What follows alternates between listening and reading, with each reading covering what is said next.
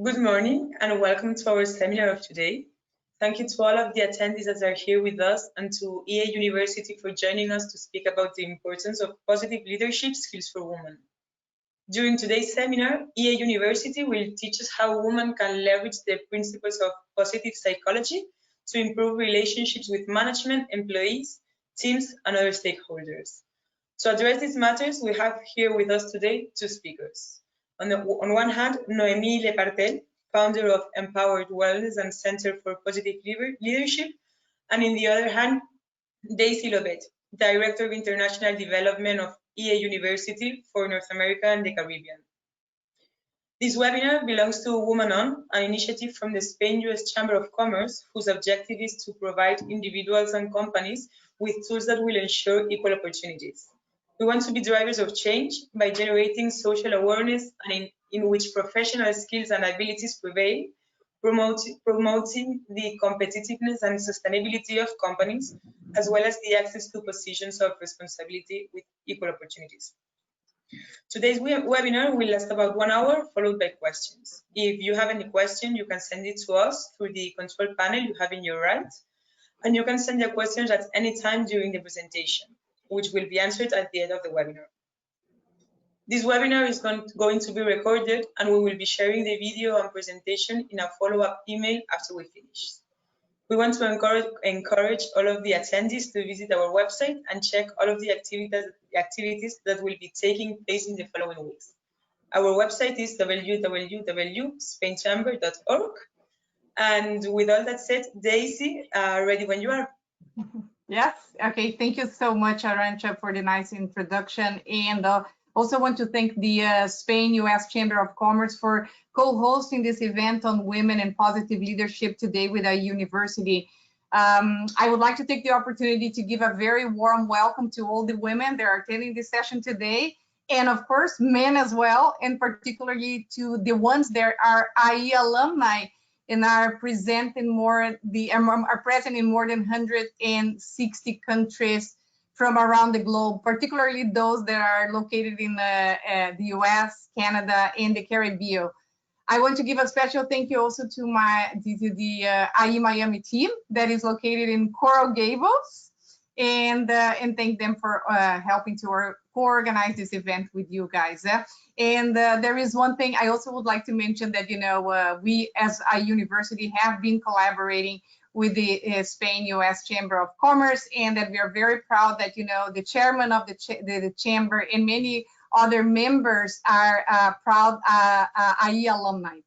So as one of the leading education institutions worldwide, IE is very happy and grateful to have the opportunity to help women like you that are attending this session today to thrive in your personal or in your professional lives, regardless the professional fields and activities you do every day, through positive leadership. And I would like to say a few words before we go on with the presentation with Dr. Noémie Pertel, who is also part of the IE academics. That positive leadership can be a very powerful tool for professionals and organizations, particularly in this VUCA world that we live today, a world that is more and more volatile, extremely uncertain, very complex and ambiguous, and it requires so much resilience and flexibility from us, professionals and in our day-to-day lives as well.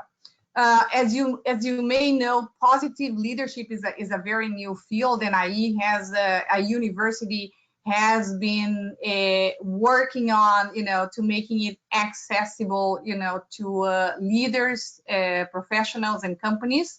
And the idea is that positive leadership, the idea behind positive leadership is to apply management principles of positive psychology, an area of psychology that was developed by Martin Seligman in the 90s, and was not fully embraced by psychologists until recent years. So this is a very new field, and even newer is, to apply those principles to business.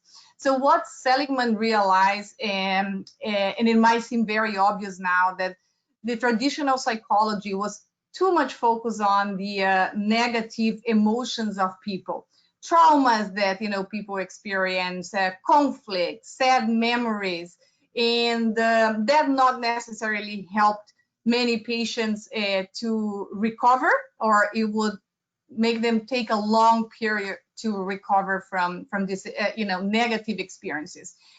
Seligman then proposed a new way of treating patients, in which patients would be exposed to more positive emotions, more positive feelings and experiences, not only to heal them, but also to allow them to thrive.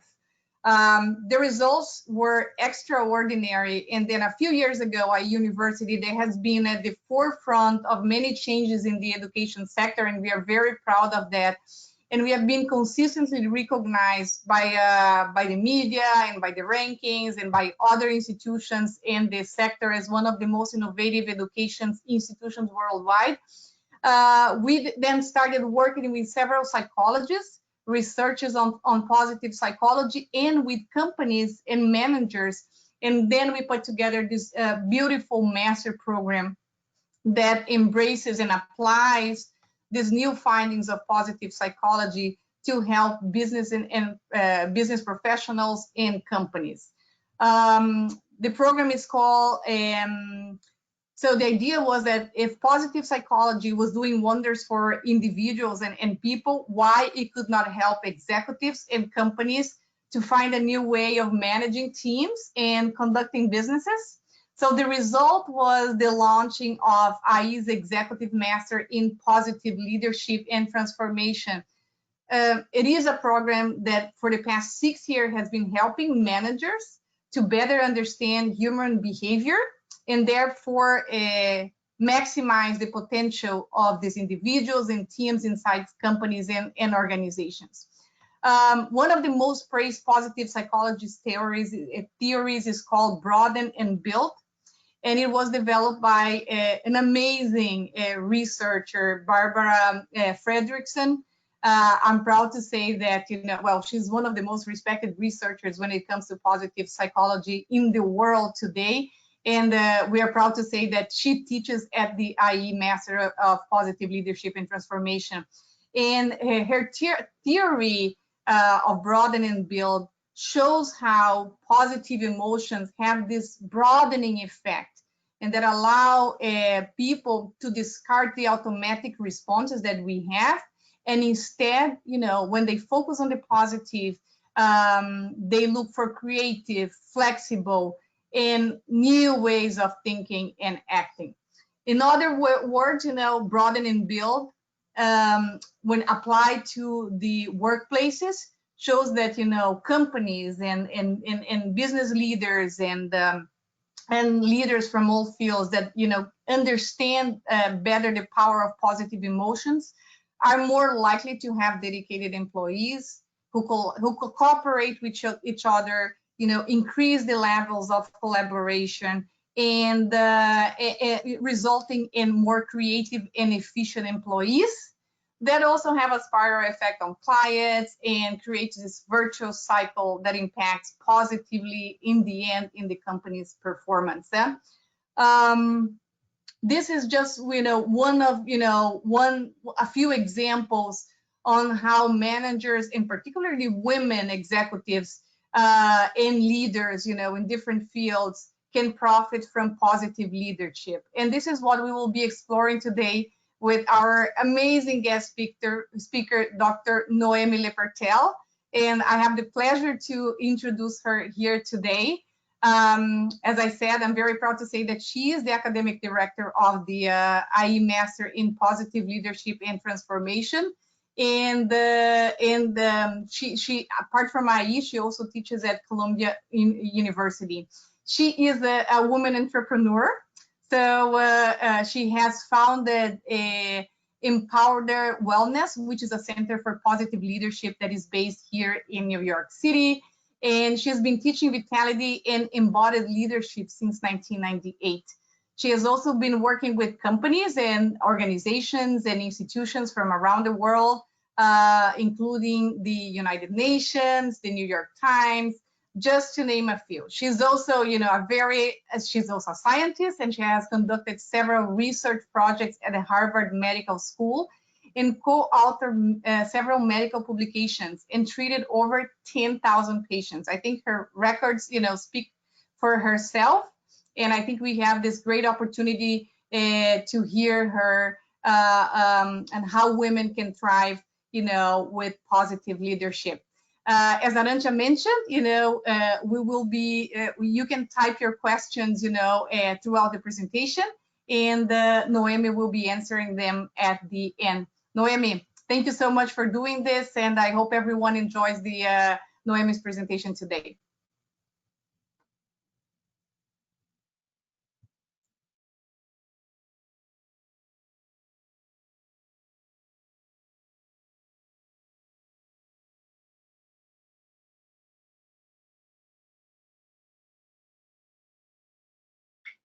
Thanks for your patience, everyone. Can you hear me okay? I'm looking in the chat. Okay, fantastic. Thank you. Daisy, thank you so much for the warm and kind introduction. Arantxa as well. You're clearly both positive women in leadership. And I'm so happy to be here on behalf of IE and for the Spain-US Chamber of Commerce. Thank you everyone for tuning in, all the amazing women and men on the line. And Daisy spoke a lot about positive leadership already, so we'll dive into a couple of topics more deeply. I'd like to encourage you guys to be active during this webinar and engage me with questions and comments. So be ready to answer a few questions as we go. And if you can pull out a sheet of paper and a pen and be ready to engage in some exercises, that would be great as well. Grab yourself some water, anything you need to take care of yourselves. And let me just make sure now. Are you guys able to see my screen? I'm going to pull up a couple of slides. Yes, we can. Okay, fantastic. Fantastic. So, well, Daisy spoke about me, so I don't need to go into this very much. I've been working at Columbia University Medical Center and a couple of other healthcare systems. I am a co-academic director for the Executive Masters in Positive Leadership and Transformation. Daisy is an amazing graduate and alum of the program, and I co-direct this with Nick Van Dam, another amazing professional. And again, founder of Empowered Wellness, Center for Positive Leadership, some organizations I work with, and Columbia Teaching Human Capital Management. So I'd like to open it up quickly and get a pulse of the audience and see how you guys are feeling. So when we talk about positive leadership, it's really great to emphasize the importance of self-awareness. It's the starting point of emotional intelligence and a lot of the skills we'll talk about today. So we'd just like to go around and see how's everyone feeling. Just type in the chat box.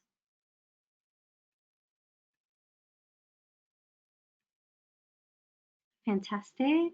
Okay. Yeah, it's a rainy day here in New York City.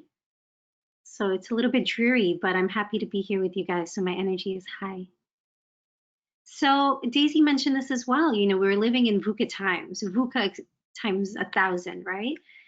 So you can see here a couple of images. One is the pandemic that we're all facing today.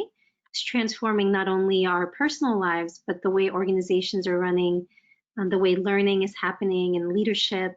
And it's bringing to the forefront the importance of positive leadership in particular. So we're facing these challenges like climate change and how they impact our health. A lot of climate change, we're being told, is being contributed by the fact that deforestation, for example, is happening is making it more likely that we're having spread of disease from animals to humans. And so we're realizing just how connected we are and how interdependent we are and how these global events are translating into all of our personal lives. So you can see the robots here with AI and automation, digitalization, and of course, we're having impacts in the financial sector.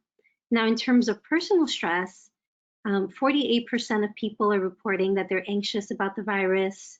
62% are concerned of people being seriously ill. And so as positive leaders, we really need to take into account the emotions of the people we lead. So a little bit about health and well-being today. So you can see from this Gallup survey, this was based in the United States, but basically looks at the emotional experiences of US adults and trends around worry and stress. And you can see that the levels have been pretty stable from 2018 January up until the rise of this pandemic. You can see this huge jump in the amount of Americans that are reporting feeling emotions of stress and worry in the past day. And so this has been quite peaking in March and April, descending slightly, but it's still something we need to be mindful of. And so opening it up to you guys again as we get going, I'd love to ask you, how is the pandemic impacting your work, your lives as women, and your perception of the importance of health and vitality, which is a huge part of positive leadership? So I'd love to hear some comments in the chat. You can also answer in the questions.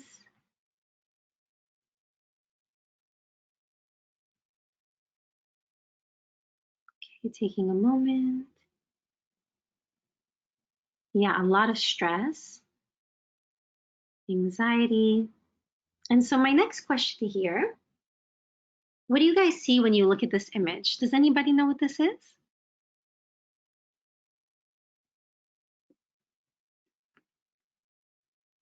So if you look at this tree, okay, I see a mountain. Okay, well, this is a cherry blossom tree. But any know about this particular tree in Japan?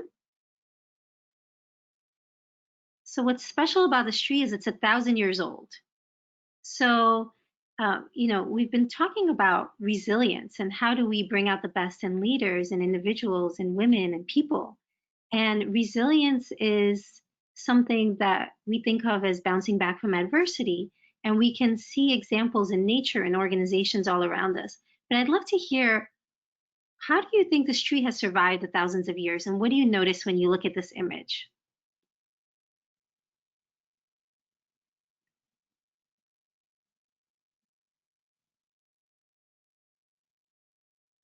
So you can see there's a pathway here, so you can walk around the tree. And all of the branches are quite propped up because this tree has been around for 1,000 years. And what's unique about this tree and how it survived so long is that the community of people in this village are actively caring for it. So you can see these poles are here to support the branches through all kinds of natural disasters. This tree has seen epidemics and pandemics, tsunamis and other things. And so back to this question, how are you experiencing resilience today? So something to keep in the back of your mind. And what role do relationships play in this process for you? So if you look at the field of positive psychology, excuse me, and positive leadership, you can see that most of the psychological literature still has focused on pathology. So like Deise said, the field of psychology and clinical psychology in particular looks at what's wrong with people and how can we fix it. And a lot of our culture looks at this as well. Organizations look at what problems can we solve and what are the innovative solutions we can find. And then the field of positive psychology and other fields within different disciplines has been looking at now about 5% of research. What does it take to live the good life? Oh, okay, I'm seeing your answers now. They're popping up in my chat. Okay, fantastic. We'll come back around to your comments. So basically, what does it take to flourish? How can we thrive? What is it that happens when people are living a good life and when things are going right? And how can we build more of those capacities? So Deise also mentioned Barbara Fredrickson, one of the amazing professors we have in the program at IE. And so I wanted to speak a little bit about the leaders. So you can see Marty Seligman here is attributed with being the father of positive psychology. He really kicked it off, encouraging the field of psychology to embrace the good life and the study of what's right with people. And then if you see Ellen Langer next to him, we often don't hear about her as much, but she's coined as the mother of positive psychology. And she's been doing research at Harvard for over 30 years on mindfulness, and not so much from a traditional Eastern sort of perspective, but from a cognitive perspective. How do we see novelty, and how do we see new experiences to enhance our well-being? And so these two are real pioneers in the field. And then you have Barbara Fredrickson, who revolutionized the field by looking at how we can build positive emotions and how that impacts not only relationships and individuals, organizations, but systems. So we'll talk a little bit more about that. And Kim Cameron is also widely cited for being one of the founders of positive leadership. And so when we looked at positive psychology, this movement started, a little bit in the University of Pennsylvania, where we built out a lot of research. Marty Solomon was one of my teachers as well. But the field of positive leadership actually was seated in the University of Michigan with Kim Cameron and Jane Dutton. And so sometimes we don't hear about the women in the field. But if you look at Jane Dutton, she's published, thousands of articles and books, and is a real pioneer on positive leadership in its application to organizations and leadership. So we'll speak a little bit about her work as well. And then finally, Amy Rosneski, who is another amazing faculty member that has just joined us for the Executive Masters. And she's at Yale School of Management, and her research focuses on not only the high quality connections that Jane Dutton is looking at, but work is calling. How do we integrate a sense of meaning in our work, and how does that impact leadership and management? So you can see a couple of titles to books that have come out. This is really becoming more and more in demand, and the field is recognizing how important these capacities are and the fact that we can actually build them. So what are some positive leadership mindsets and practices? So delving into the impact of positive emotions, I won't repeat what Deise said, but I'll say that the magic number that Barbara Fredrickson has studied and is often cited is this positivity ratio of 3 to 1. So in terms of emotions, we have rich emotional lives, and we have positive emotions throughout the day as well as negative emotions. And these impact how we show up as people, our presence, our capacity to listen, our capacity to connect with other people.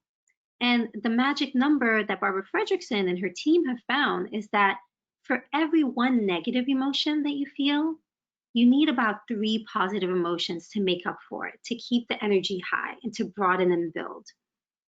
And from a neurological perspective, researchers have also found that for every negative thought we have, we need about 5 positive thoughts to counteract that, because we have negativity biases, which we'll cover a little bit soon. So a quick reflection exercise for yourselves. You can feel free to enter it into the questions and answers section or on a piece of paper. In your daily work lives, what activities create positive emotions for you? Now that work lives and personal lives are so intermeshed, as many of us are working from home, it could be things you're doing in your personal lives that you might do on a break, but maybe take a moment and reflect on that. And then taking another moment, write down, how can you integrate these into your daily routine, particularly during this time? And I'm looking also at the chat if anyone wants to share. I'll just take a minute to do that.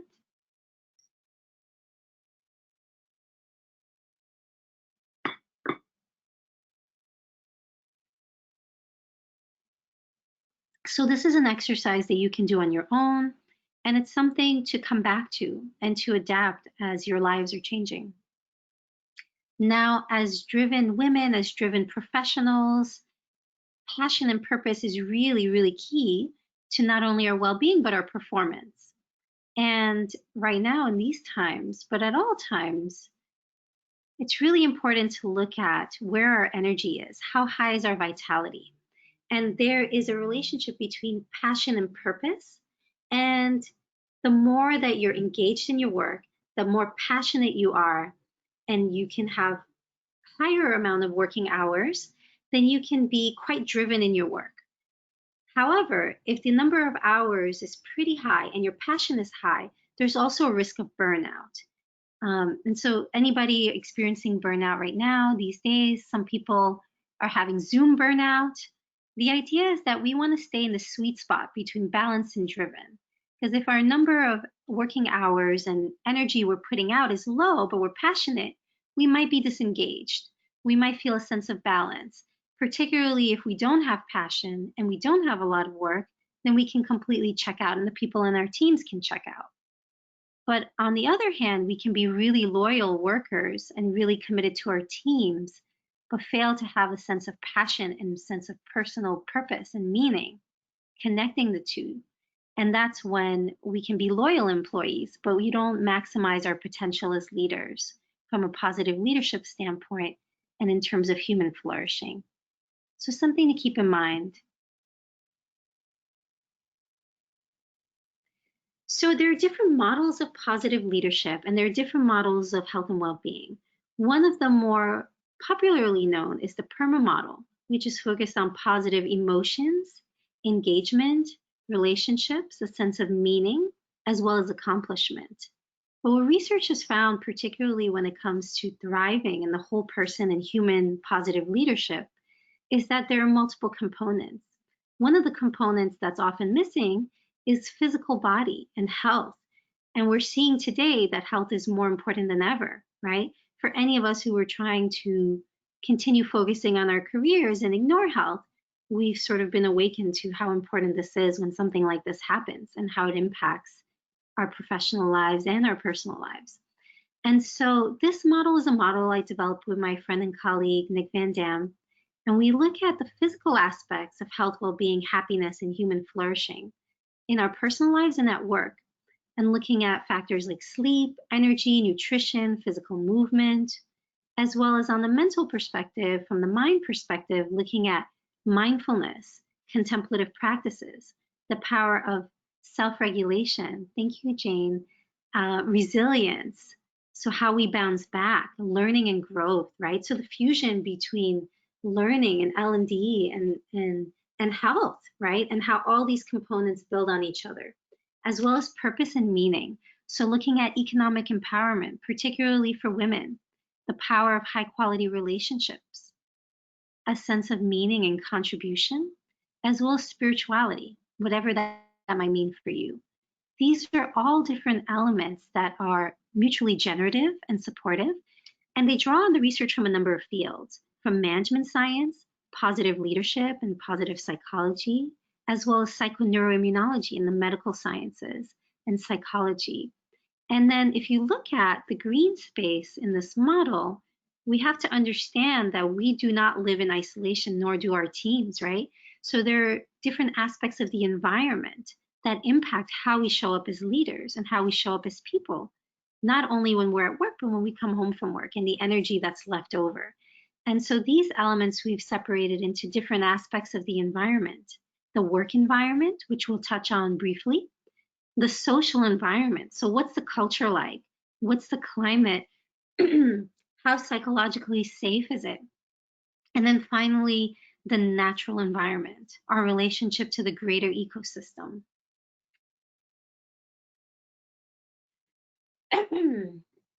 Excuse me.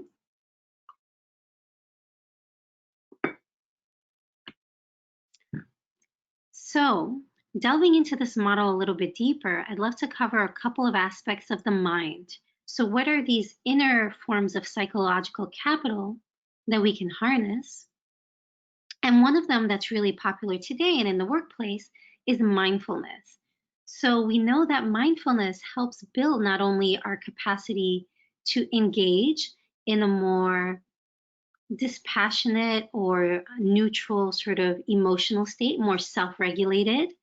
It activates the seat of executive function in our brain, the prefrontal cortex, and sort of downregulates the more primitive or emotional responses when we're under stress. So mindfulness can help us be the calm, composed leaders that people look to for support. It can also become a source of enhanced awareness where we are attuned to the people around us, so we better know how to respond. So being mindful, a little schematic here. One is if our minds are full with information, very different from being mindful and being in the present moment, being ready to show up in whatever way our teams might need. And so important to note, Nick speaks about this a lot, and it's taking time for reflection. And this famous quote by Ron Heifetz, which is reflecting on the balcony and in the dance. So making sure that we're taking time for learning in action, that we're experiencing all kinds of situations, but we also make time to step back and reflect so that we can actually consolidate the experiences into learning and change our behavior. So a little bit on optimism, another cognitive capacity and tendency that we have as human beings is a negativity bias. So in order for our species to survive, we have developed the capacity to respond more strongly to negative stimuli than to positive ones. And that's why we have to work hard to build our positive emotions in relationship to the negative emotions. It's why we have to build positive thoughts to counteract negative thoughts if we want to harness our physiologies. Now, it's worth mentioning that there's also a form of optimism bias. So particularly in this pandemic, a lot of leaders have thought, and people, well, it's fine, it won't happen to me, and we can keep going as normal. And we can see that even though this has been an unprecedented challenge that we're facing globally in our times, we actually have to take action, right? And face the reality. So optimism is not about being positive just exclusively. It's about realistic optimism or flexible optimism, where we recognize that there's a full range of situations and experiences, and there's suffering and really challenging situations. And looking at what's temporary, this won't be forever. And looking at the situation specifically, and also externalizing so you don't take all of that in. So if you look at this chart, a lot of it is how we are framing our thoughts and how we're approaching things. But this has a great impact on communication as well. So because this is a program and a webinar on positive leadership for women, I thought it'd be a great moment to highlight the positive examples. So I'm seeing a comment from Mary. Exactly. So it's critical to look at the individual as well as all aspects of their world. Thank you, Mary. And so when you look at this slide, you can see a lot of positive leaders. And there have been a lot of articles about this, and I took the slide from Forbes, and essentially it says, you know, what do all these amazing leaders have in common? And the more obvious answer is they're all women, yes. And I would also say they're all women who embody positive leadership. So anyone like to chime in and say what they've noticed about any of these positive leaders that the world is looking to as role models today? How are they embodying positive leadership in your perspective? And I'm looking in the chat. It might take a moment to come in.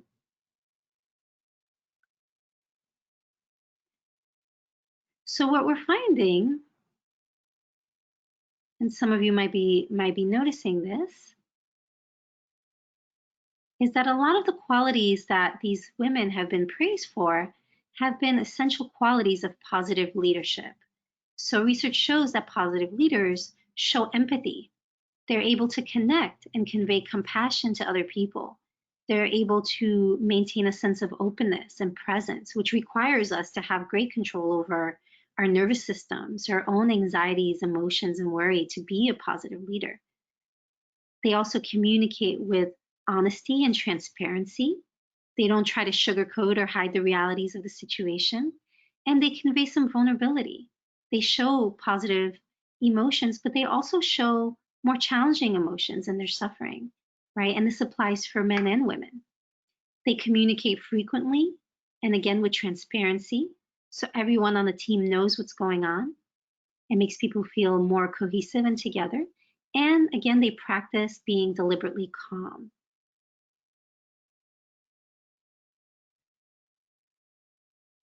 Yeah, I'm looking at the chat here, And they tend to communicate complex subjects in an easy to understand way to speak to everyone. Exactly. So translating data into usable, friendly sort of information that people can understand and grasp and that's actionable. Really great point. Thank you. Yeah, and Gina says, they value health and well-being. They value the well-being of people. Absolutely. This is a feature of human leadership and caring for people. And it seems like a new model. And I would argue that in many ways, it might seem like a new way of being, but for positive leaders and particularly women in leadership, this isn't so new. And so we'll speak a little bit about what the research is validating and showing us today in terms of these qualities that we can all embody, men and women. And one of them, this key, is leading and building resilience. So we spoke a little bit about resilience when we looked at that tree. This is an example of a desert rose. And you always ask, what is it that allows some individuals to thrive and grow in barren situations, in situations of hardship, and others to sort of flail? And so what the research is showing us is it's not about pure grit, or what we think of grit as a society, which is to just sort of push and endure. This is an HBR article, and it focuses on resilience as being about recharge. It's about recovery, not just pushing through. So eventually, like all examples in nature, we all need to recharge and re-energize ourselves. And that's why we'll speak a little bit about vitality in the context of positive leadership. So I'd love to ask you guys, what are some ways that you are replenishing your resilience? What are some resources you are turning to? Just a moment of reflection. It can be in the chat box or yourself. Beautiful. Yeah, calm and data focused. It's a wonderful way to be. Absolutely. And of course, we know there are different ways to integrate data. And being in a calm state can help us see all the options before us. So how are people building the resilience? I see sports, I see sleep, singing and music, focusing on your vision. Amazing. Spirituality, self-compassion, so important. We'll speak about that a little bit more. Yoga, family, relationships, walking, getting out into nature. Beautiful. Meditation, yeah. One way that we can calm our physiologies so we can practice that deliberate calm. Yeah, please keep sharing. And so I think one thing that you're all sharing is that as positive women leaders, we need to stay vital. We need to keep our energy up, right? We need to make sure that we're recharging to build our resilience. And so again, if you look at this vitality model in perhaps new eyes, you can see that absolutely focusing on vision, mission, a strong sense of purpose and meaning, a sense of being connected to our lives spiritually, whether that relates to our work or our personal lives and our families and relationships. And then again, back to the importance of the physical body. How are we maintaining our energy, our sleep, our nutrition, our physical movement, vis-a-vis the environment? And so, I'll speak a little bit more about this later, but in the newer redesigned Masters for Positive Leadership, we take a real holistic approach to this. And so an embodied approach where you really delve into all of these aspects as positive leaders. And so to show you guys a little bit of research that we've done on job vitality, I'd like to show you some questions we asked 3,000 plus leaders. And I'd like you guys to answer these. And you can answer them in the chat. It's a yes or no. Or you can answer them for yourselves just to get a sense. And so the first one is on physical movement. I participate in physical activities at least 30 minutes a day. The second one, I'm getting enough sleep every day. So saying 7.5 to 9 hours, particularly important for women. Nutrition, I eat healthy foods. So a lot of us are stress eating during this pandemic and being home. How are we coping? Are we still making space for healthy foods and choices?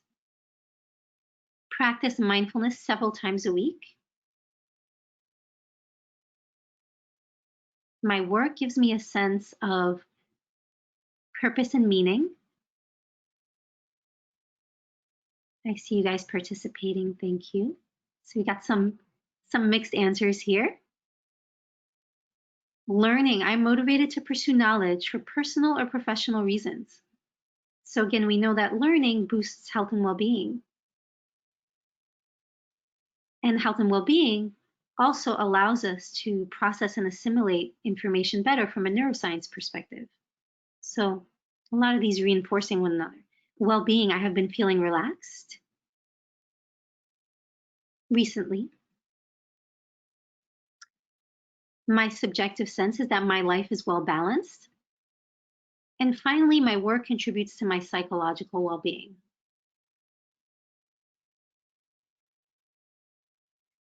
All right, so you might want to look at how your answers compare to the persons and the leaders we surveyed. So 52% of leaders that were surveyed are participating in physical activity 30 minutes a day. Only 47% say they're getting enough sleep every day. 59% say they're eating healthy foods. 32% practicing mindfulness several times a week. 69% feel a strong sense of purpose and meaning. Learning, about 50-50, motivated to pursue learning. A sense of relaxation, much lower, 32%, just like mindfulness. Well-being, balance, 58%, and psychological well-being, 43%. So if you look at these numbers as a snapshot, how are we doing as a society? Now, this survey was conducted pre-COVID, right? So you can imagine how some of these numbers might be different as well today. But you can see that there are areas of growth. So even in the higher numbers, sense of purpose and meaning, 69%, you don't see anything that's like super strong. So that's good news, actually. There are a lot of areas and capacities in which we can expand as a society and with our teams.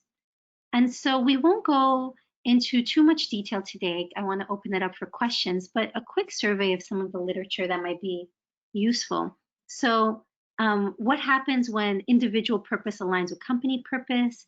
You get greater sense of engagement, 2.3 times. And then one other question for you guys to answer. What do you think the #1 predictor of longevity is? Longevity in health and also perhaps in careers.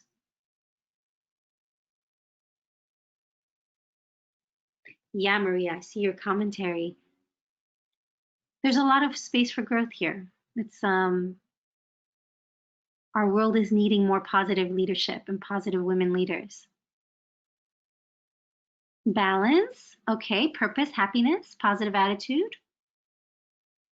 So all those things are really important. And the #1 predictor actually from a research perspective is social relationships, the power of relationships, beyond nutrition, beyond sleep, beyond all other factors. And so a little bit on the research. So a lot of the research on positive relationships, positive leadership, focuses on these relationships called high quality connections. And you might think, well, why does it focus on that? And it's based on a couple of different assumptions. One is that humans are intrinsically social and need to belong. So back to Maslow's hierarchy of needs and research from the 60s. It also assumes that connections are dynamic and changing, just like our VUCA world. And as people alter how they feel, how they think, and behave with relating to one another, the relationships and the connections evolve as well. And the work of organizations is based in social processes. So connections can help us understand organizations better, as well as leadership and success. And finally, connections vary in quality. So like a connective tissue within organizations, it can be healthy, it can be elastic and resilient, or a little bit weaker.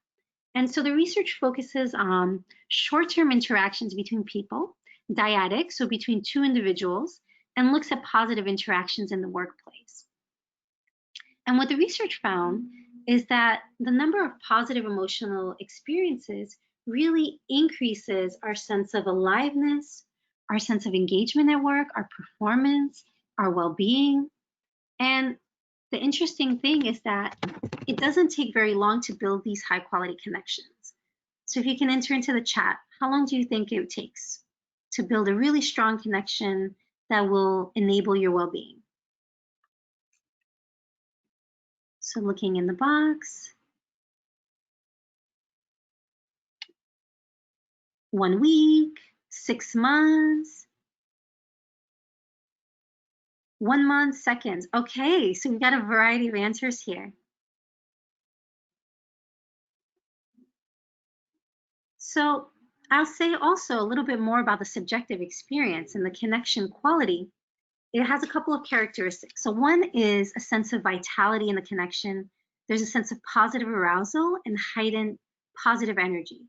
Number 2 is a sense of positive regard.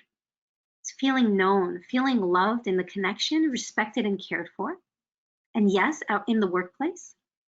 Number 3 is a subjective experience or quality of felt mutuality. So this is mutually enhancing.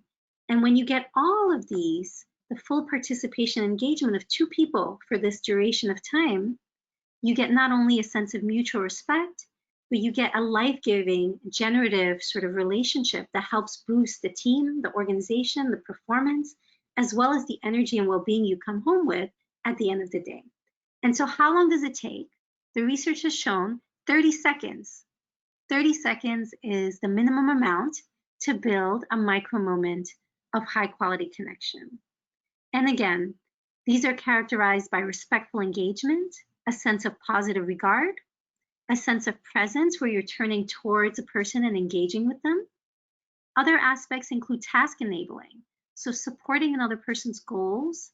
You learn the goals of others and you help them with their visions for themselves. There's also a sense of trust and building vulnerability. And then finally, a sense of play. So engagement that's playful, where you have humor, you're building inclusion as well as engagement. Yes, I see the commentary, beautiful. So a little bit about compassion in organizations. So there's a lot of research within the field of positive leadership now on the power of compassion. Compassion is the desire, not only, it's taking empathy a step further. Not only can I relate to your emotions, but actually compassion is much more concrete. I not only feel your suffering, your pain, your joy, but I have a desire to move towards action to help relieve that, to do something, to take action to really support you and to support the people we serve. And so what we found based on these micro moments, as well as in organizations, and Jane Dutton and Monica Warline are leaders in this work, a beautiful book called Awakening Compassion in Organizations. And they say it's an irreplaceable dimension of excellence for any organization that wants to make the most out of its human capabilities. So really instrumental to bringing out the best in people. People who work in compassionate organizations experience less stress and greater job satisfaction, no matter what the challenges were. It helps build relationships, mutual trust, connections, high-performing teams. These are a couple of the research data points that we found, but there's a lot more happening today, and it's where a lot of the work is going. The idea of how can we actually care for people in organizations, similar to the field of positive psychology, where it's not just about relieving imbalances and suffering, but also building well-being and caring for people. Interesting emotions. Thank you, Mary, for sharing. Yeah, we'll open it up soon for some comments and questions too. We're happy you're here. And so a little bit on the personal and business impact of positive leadership. You know, positive and happy people in our teams and organizations are more productive. They're more likely to receive a promotion. They suffer less from stress in terms of their health. Great increases in creativity, optimizes the brain, the nervous system for learning, for performance. And then positive spread. Emotions are contagious. And in terms of environments, we know that just being around someone with positive energy helps our well-being much more than a lot of these actual individual behaviors. And that's why we speak about the environment. Now, continuing with some of these, So employees who work in companies with high levels of trust experience less stress, 106% more energy. So how much more could you get done? Perhaps even in less time if you had more vitality when you were working, right? Higher productivity, fewer sick days, greater engagement, as well as satisfaction and burnout. So back to the role of the environment. Can't underestimate the power of the environment. We'll take a moment now, since many of us are working from home, and wanted to ask you guys, maybe in the chat, how is your home environment? And if you're not able to go outside, how many of these ergonomic factors do you have in your environment, such as green, so incorporating the principles of biophilia or love for nature? How much are you incorporating plants, as well as sunlight and fresh air? So we know indoor air pollution is 10 times as high generally as outdoor air pollution. So this is becoming more and more important. And of course, our workspaces will be more and more important as we return to the workplace. So you can see that people who have incorporated natural elements into their work environments have 15% higher levels of well-being. They're more productive. They enjoy greater creativity and well-being, less work-related conditions. And so finally, I'd like to speak a little bit about our executive masters in positive leadership and transformation. So we are looking at the dates right now, and there'll be some changes, but the elements will be the same. We have 4 modules. The first one is designed to be in nature, an immersive experiential journey where it's supposed to be in Iceland. So we're trying to figure that out given the pandemic right now.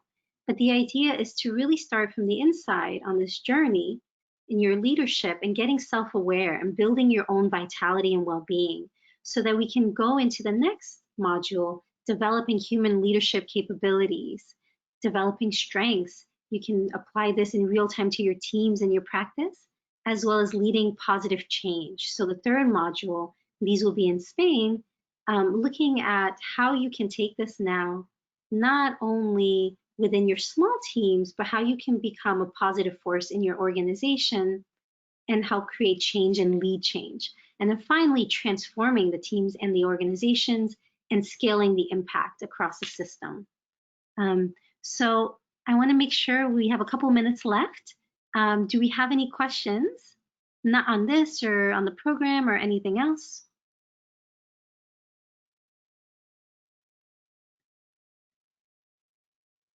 Yeah, and I see a lot of you are incorporating natural elements into your environment, which is amazing. Elements of beauty, well-being.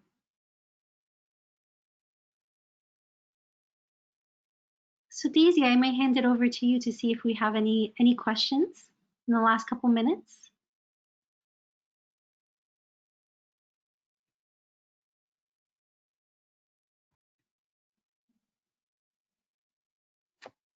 Hi, Deise. Gabrielle is going to send me the questions, right, Gabrielle? Yeah, Deise, you have them. We have some questions here from the audience. You can find them on your right. I think you close my chat, Gabriella. I can't see it. Oh, it's okay. Well, we have here, one of the questions is, can people register for just one module or must register for all 4 modules?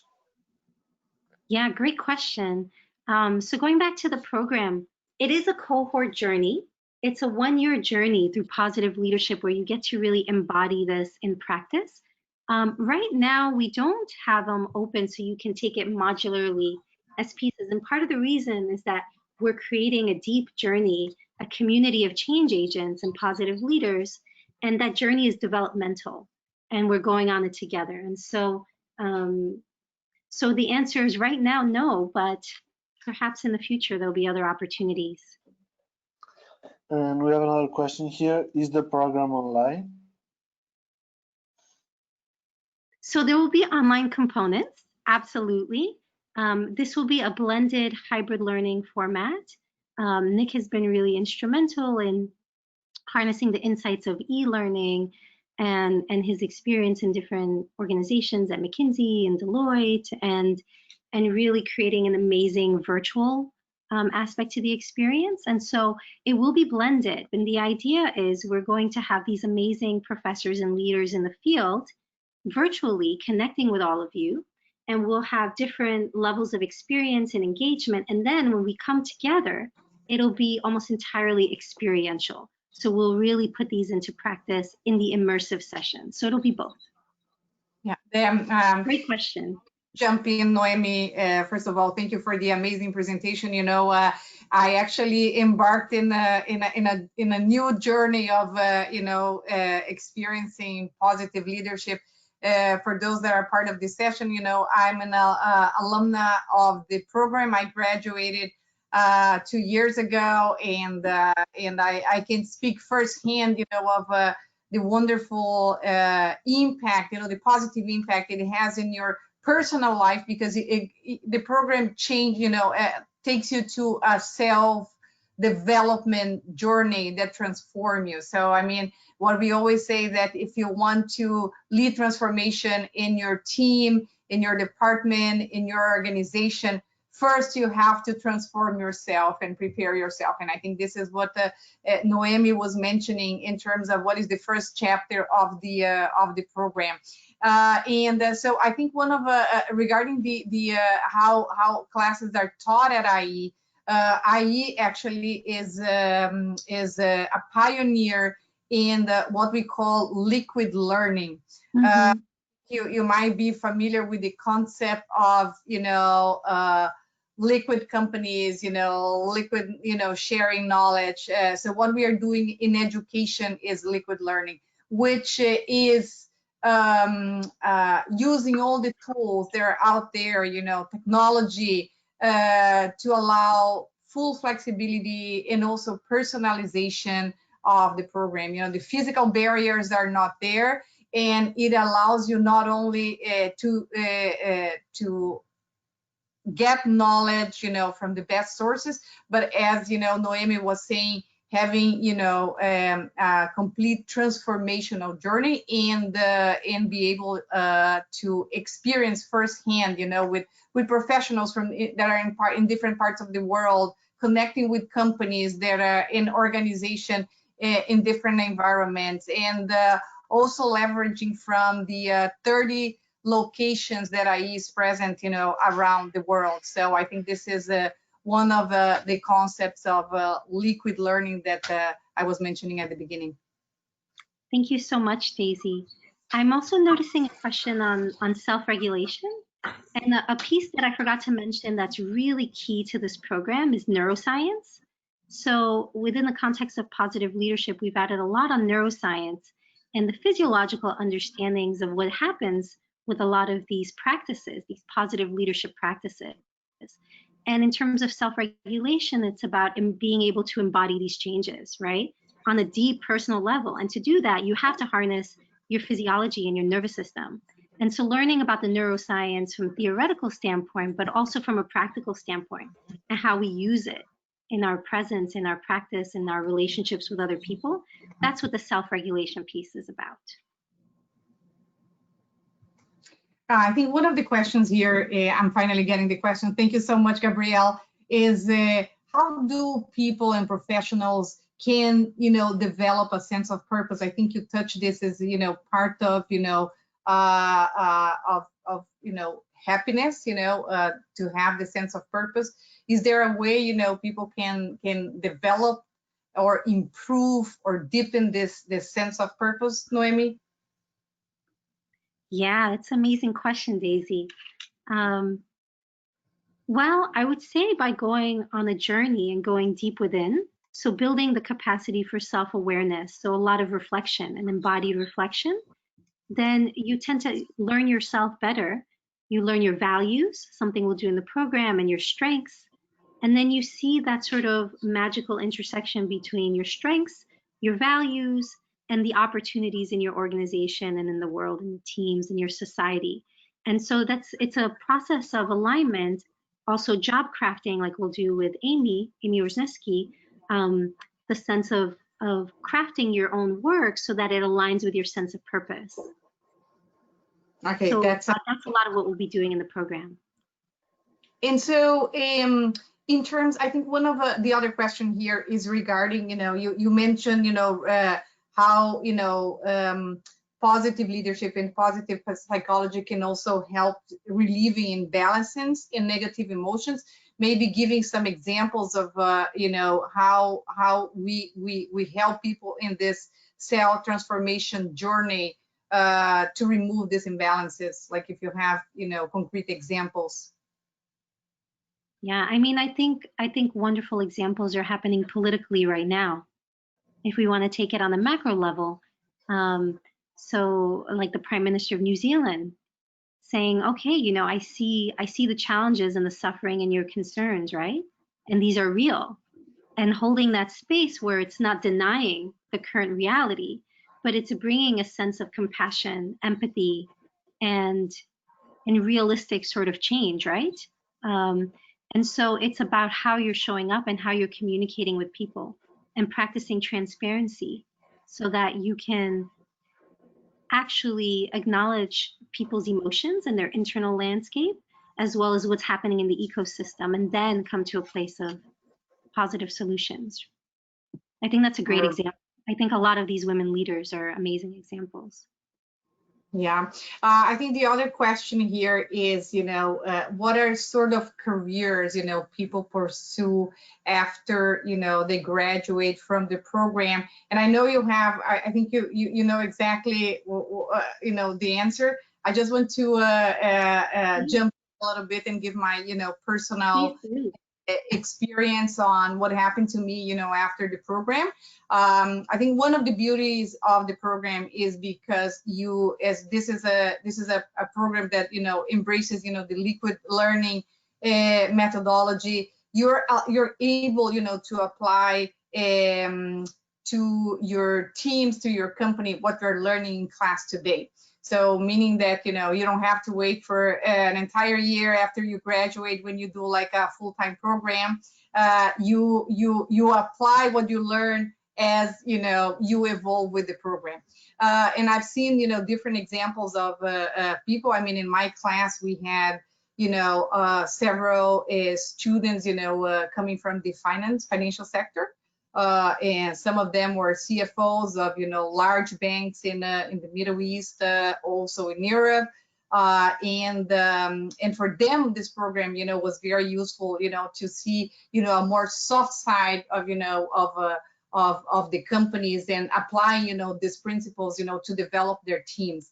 So I think in one way I think this program is very interesting for HR people that can push this that can propose this sort of approach to their companies and help to develop their executives and managers. And we've been seeing this a lot of companies and organizations they have a need to transform their organizations, particularly now. We don't know what's going to happen to the world. There is a new world out there, and that will require us to be, as you mentioned in your presentation, Noémie, resilience. And resilience is about to recharge. So I think the program helps you and teach you how to recharge. So I think in that sense, it was very interesting. In my classroom, we had several people that were working on leadership development already inside companies, in large organizations and big corporations. And I have seen a lot of my colleagues, graduating, my peers graduating and moving, positions inside the company. Several of them were promoted because, as they refine their leadership style, and move to a new style, they were able, to be promoted in their companies. There's a lot of I know a lot of graduates and alumni that enter the world of coaching and helping people, in organizations with positive leadership. I don't know if you want to give more examples, Noémie. Yeah, thank you so much, Daisy. And it's amazing to hear your experience, being an alum of the program. So you have a sense not only of the experience, but also a couple of years down the line, right? That's amazing. So I would just add all those things. And we also have entrepreneurs and people across disciplines and fields from the nonprofit, for-profit sector, social enterprise. So I would say, you know, we're looking for professionals across domains who are really passionate about positive leadership and being change agents. And it can show up in different ways. Absolutely, the populations you mentioned, it's a great fit, a great natural fit. And as well as other people who want to drive innovation in different capacities. So yeah, I mean, I encourage you to reach out to Daisy and as well as to Thomas Dodds, our admissions person, and IE, and welcome to reach out to me. I'll put my info up here. I want to be mindful of your time. I know we're a little bit over, so this is recorded, of course. You can always turn back to it or reach out to us with any questions. But thank you so much for having me, Daisy, Arantxa, the U.S. Spain Chamber of Commerce. Yeah, thank you so much, Noémie. Thank you, Arantxa. I just want to let you know, if you want to learn more about the program, you can go and visit our website, is www.ie.edu, and the name of the master program is Executive Master in Positive Leadership. And you can also reach out to our team that is in Miami. If you are based in Miami, in New York, we have another office in Los Angeles and in Toronto, Canada. So thank you so much. It was a pleasure. I hope you all have, you know, experienced a lot of positive emotions today after this wonderful presentation. Thank you. Thank you so much. Thank you. Take care of yourselves. Thank you very much to the two of you and IE University for joining us today and speaking about the importance of positive leadership. It has been a pleasure having you with us. As I already mentioned at the beginning of the webinar, we will be sending a follow-up email, which will include this webinar recorded, as well as the presentation of IE University and their contact information. If any of you wish to, you may contact with them directly. Once again, thank you to all of the attendees for being with us today, and we hope to see you soon during our next webinars. To know more about our future seminars online, please check our website. Have a nice day and take care. Thank you. Have a nice day. Thank you. Bye. Be well.